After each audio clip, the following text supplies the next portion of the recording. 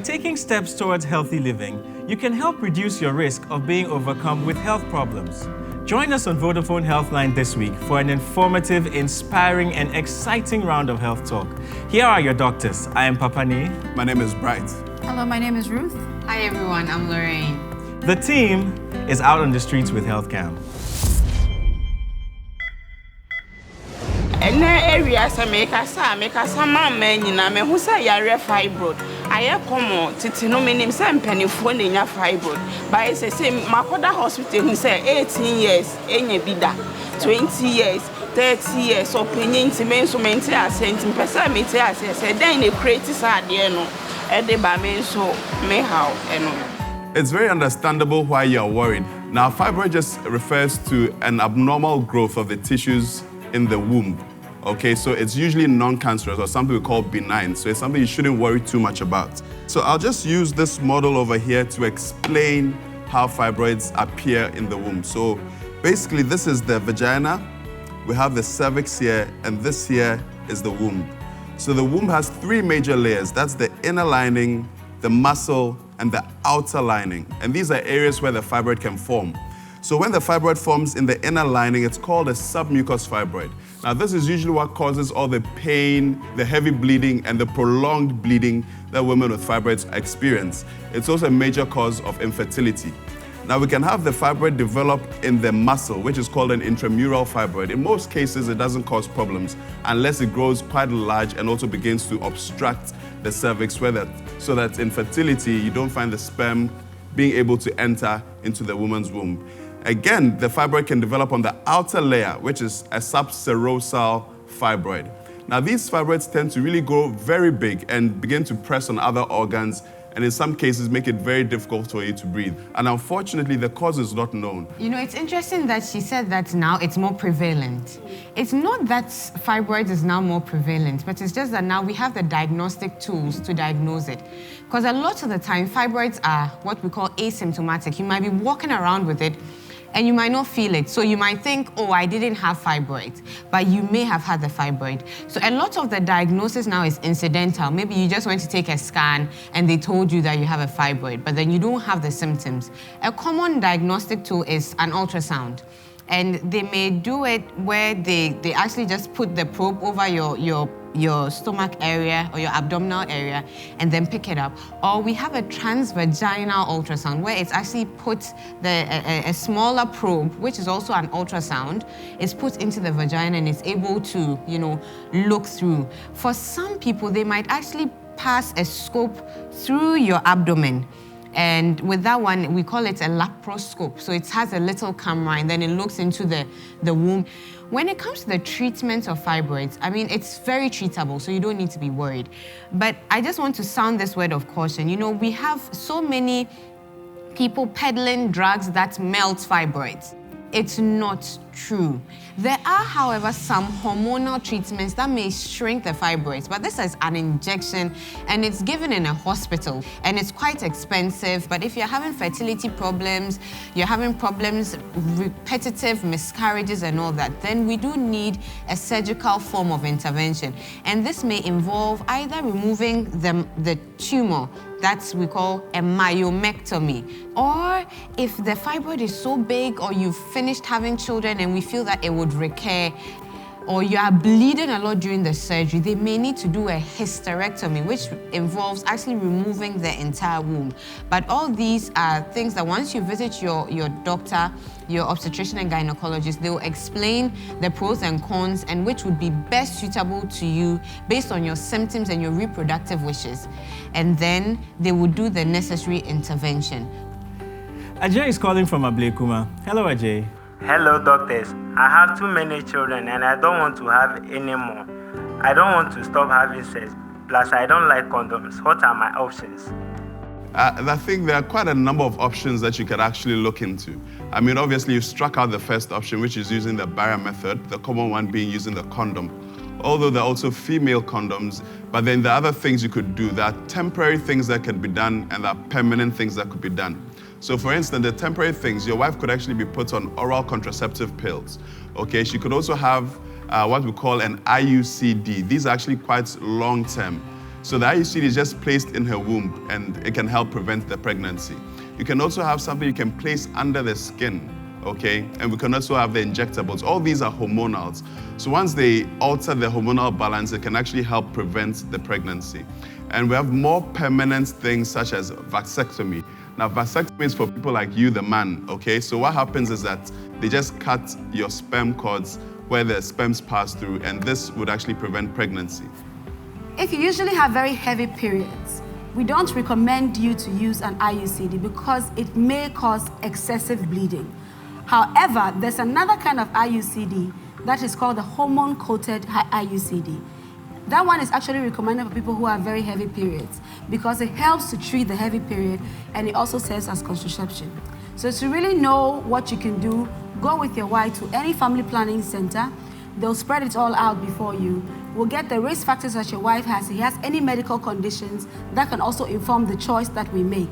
And then they can advise you appropriately. At the end of the day, it should be your choice, not what somebody has said to you. So there you have it. It's your choice and your risk. Learn first aid right from the comfort of your homes with iRed.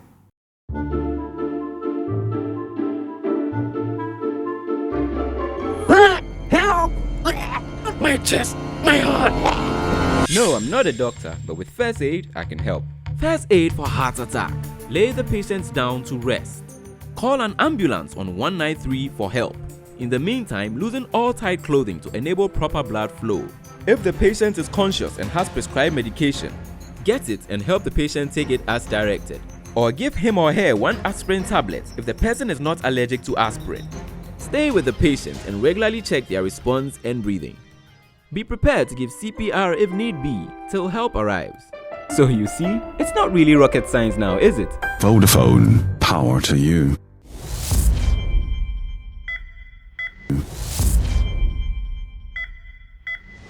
Time for me to hit the streets.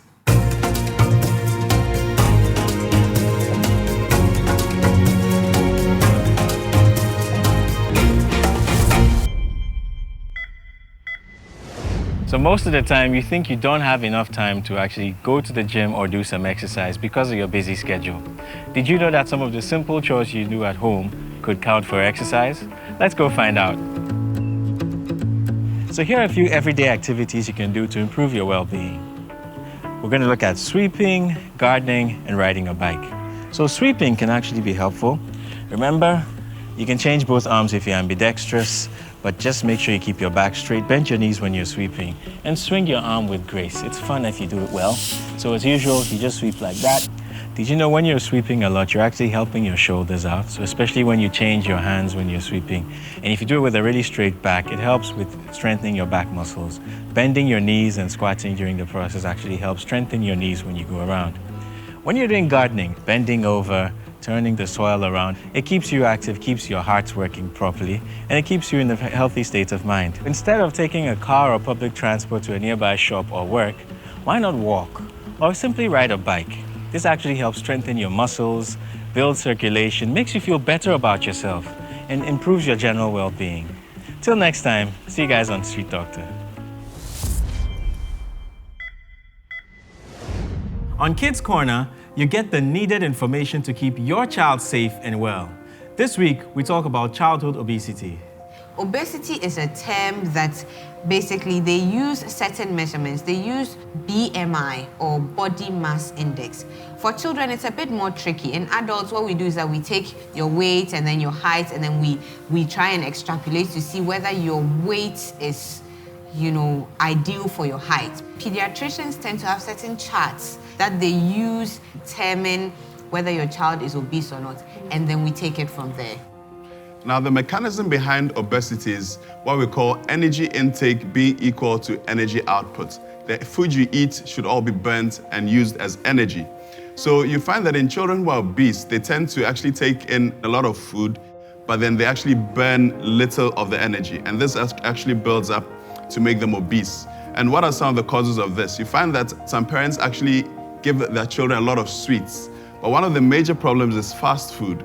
Again, obese children are likely to not exercise a lot. And all these decrease the energy expended by the children, which would otherwise help them to lose weight and predispose them to a whole lot of health conditions which were otherwise first for adults, but now being seen amongst children. Don't believe everything you hear. Let the facts inform your lifestyle. It's time for Mythbusters. And we have a question from the audience. Hello, doctors. My name is Nee. Can staring at the computer screen for long hours make you short-sighted, as I've heard so many times? Yeah, that thing. We've heard it so many times. I mean, not just your PC, but your television, your mobile phone, all of these things. You're advised to not stare at them for a long time. There is a good reason we don't want you to, because for starters, these things are emitting certain kinds of light. Now, these lights can have an effect on your eyes. Does it really cause you to be short-sighted? There's no direct cause. However, it does cause a lot of eye strain. What we advise is that when you're looking at your PC or your TV, make sure that you're in a well-lit room. Don't let the light coming from the monitor be the only thing that's on your eyes. It will really strain your eyes. You realize when you sit down, you look away, and then suddenly your eyes are blurred. So does it really cause myopia and nearsightedness? Not that, but it causes a high level of eye strain.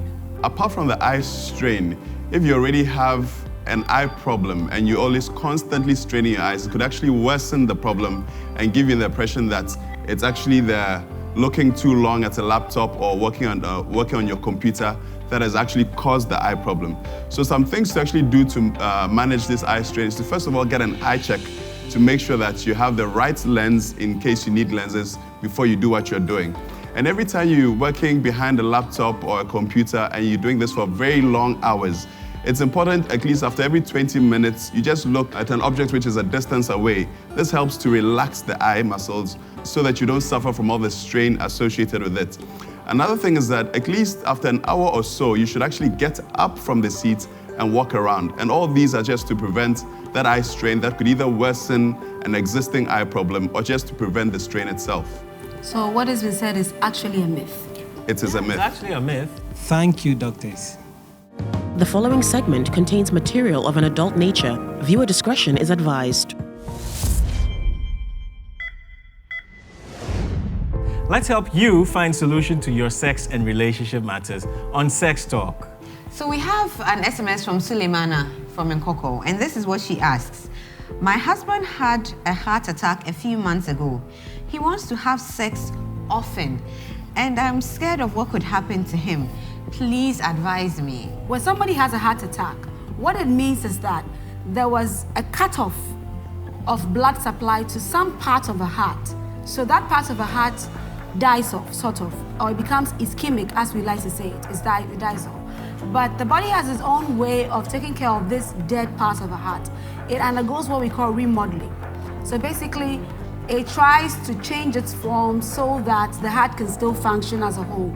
So when you have a heart attack, you probably want to, lay low with activity for about 6 weeks to allow your body time to recuperate, to heal, and get things back together again.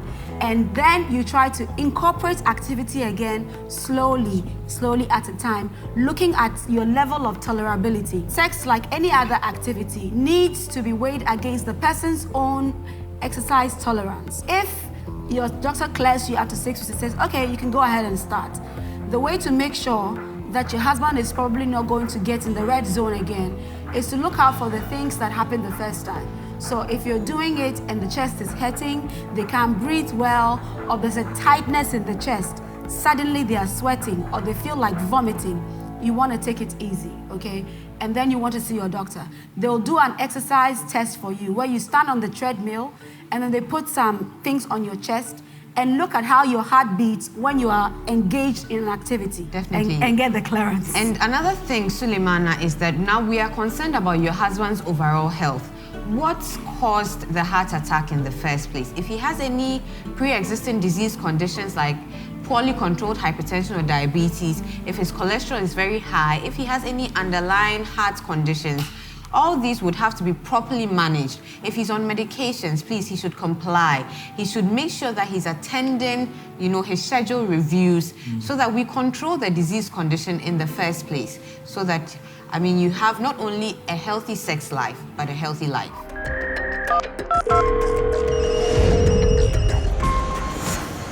My name is Adams Hamdia. About 3 months ago, I had a text from Vodafone 255. So I called to find out how the service works. And when I called, they respond to all my problems.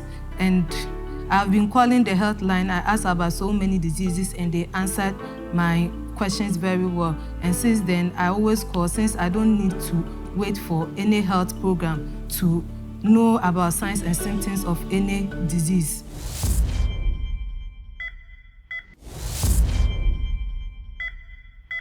We look back now on Nathaniel's story from last season, then catch up and see how he's doing now.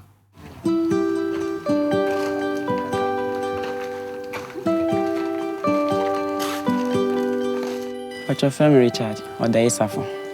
You're 30 years. Miti Arazongo Aguna Swedru. Sunday school nimuna epamadin. And I did yeko asorin subuminti. Na media opesa ne metna. Na mesomete ase. Wo Nathaniel na me ni hobby. Na me wo ha. Sunday juma na me yentino. Na me wo Swedru na wo so wo oye Aguna Bodon wo hospital. Nti me wo no yawda 15th January 2015. Next midwife na chain there because of our warning no me yino na mframa ko mo wanka bibia so ankyerɛ nti yen be fin ade chi na yehunde na yefuna ekese na orusu na damedia yempe nsu bi na yemfa nyama na onkobi bra ye hwen na dam ekwan na order authority for bini. Nathaniel was born with a condition in which there is no normal anal opening. The anus did not actually form. So when he eats, intestinal content is not able to come out, otherwise he cannot pass through. Nathaniel had to have emergency surgery when he was just 3 days old. A hole was cut into his stomach so he could pass feces. This was only a temporary solution, and troubled times lay ahead for the family. Only 18th Sunday, and I feel surgery at hospital Kolebu. It's around 9 o'clock, and now what didn't call a operation room. Into about 1 and I do 1 to 2, and I will be near first surgery now wedding care. Near Beluna, Nathaniel. Nemu is abed a yama abayed natching my first and a night because it's a nina naquis cassette. Adibiano or is canisiano, yede. When sharing your cotra scanned, yede report in the quay. Yami, I do my next month with the cotra S3. Yes, we had the report in the co. Nina no is cassette. Monsieur Berman, when you obey a pa, but Bibino. Nkakankra. Ne had a tinacle be 2 weeks. No way, and the bussing of word. Yabanya miado. Pay your jijin, or the aye, or the 20 a be more and no man echo. But no dress simple. Yes, no dry yet the young. And for the medicine and treater was a honor, a body until they treat more smoother with a cross one. Beside body na nti se dune de pa ho ala na rush say aba ho. The following scenes contain images that could disturb sensitive viewers. Viewer discretion is advised. Vodafone stepped in and ensured that Nathaniel got the life-changing surgery he required.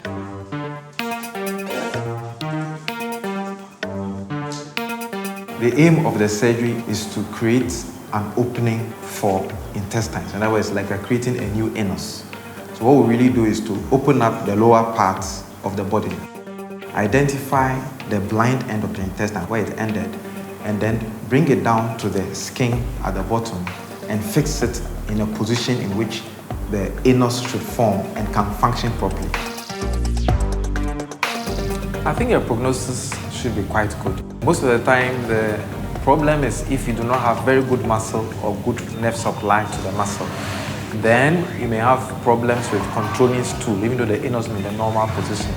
In this case, when we tested the muscle, the contraction was quite good. We were able to place the anus within them. So we expect the prognosis to be good and be able to function properly with that anus.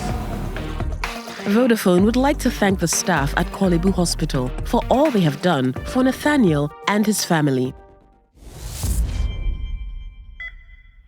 Little Nathaniel is here with his parents, Felicia and Richard.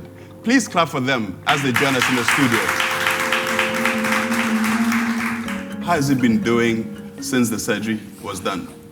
By God's grace, Nathaniel is well doing, as the supporter came from the Vodafone Healthline. And we also join you here. Nathaniel is well doing, very strong. When during and before, after the surgery, Nathaniel, the younger elder brother, is supposed to separate from us in such a way that moving up and down, he cannot move with him. So we took him to the grandmother. But after the surgery, he's now with us. He's now with you? Yeah. Great, great. And have you seen any improvement, at least in his condition till now? Has there been any problems you faced after the surgery? Actually, there's no difficulty problem that we are facing. It's normal. Because according to the information the doctor gave it to us, how we should treat him, that's the cause we are on processing of it. So only that a little part will be solved, then everything must be done well. That's good news. Baby, I find Nathaniel, sister, I know me. Only baby, are you all right? So sister, I know me heading pa. Good. God richly bless Vodafone. The network which is helping people in such difficult situation like this. If for my own will to provide such amount requested, I could say at this time I'm not able to done it. But through the Vodafone, they've done something great to me. And I will not forget them by saying God's richly bless them all. Thank you all for staying with us. This brings us to the close of this week's episode. We come your way again next week with more stories and tips for your healthy living. Until then, remember to eat well, breathe deeply, live moderately, cultivate cheerfulness, and maintain interest in life. Goodbye. Vodafone will continue to support this program. If you have been moved by the stories or issues you've seen on Healthline, you can donate 1 Ghana cedi by texting GIVE to 133. Or you can donate by sending your contribution via Vodafone Cash to 835000. Next week on Vodafone Healthline, our doctors talk about allergies. In the field, we meet Abigail, who is still battling with an injury that happened 15 years ago.